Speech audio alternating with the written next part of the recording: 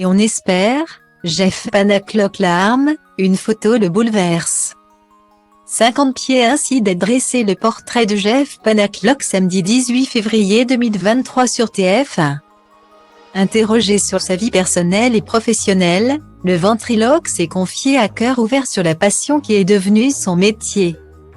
Un moment bouleversant, surtout lorsque Nikos Aliaga lui a montré une photo de lui enfant. J'ai l'impression que c'est un mix de vos deux enfants. C'est vous gamin, a déclaré le présentateur de la Star Academy. Un souvenir qui a ému aux larmes le ventriloque. Qui lui a répondu la voix tremblante, vous me faites partir loin, là. Point. Pour cause, le cliché en question le ramène tout droit vers cette période de sa vie où il rêvait de rencontrer le succès grâce à sa passion.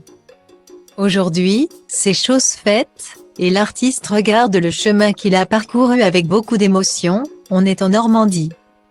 Chez ma grand-mère, sur la plage, là où je passais toutes mes vacances. Et on espère. Que je serai là avec vous un jour. Un exemple de persévérance et de confiance dans l'avenir qui a eu de quoi toucher les téléspectateurs. Qu'est-ce que vous voudriez lui dire à ce gamin, a demandé Nikos Aliaga à son invité.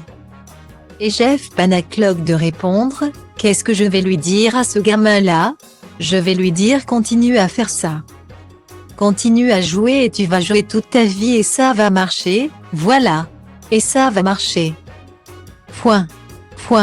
Un message positif d'espoir et d'incitation à la confiance en soi, qui résonnera probablement auprès de nombreux jeunes qui rêvent de scène.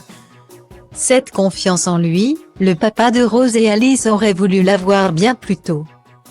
Car s'il a toujours cru en ses rêves, ça n'a pas été facile tous les jours pour le jeune ventriloque.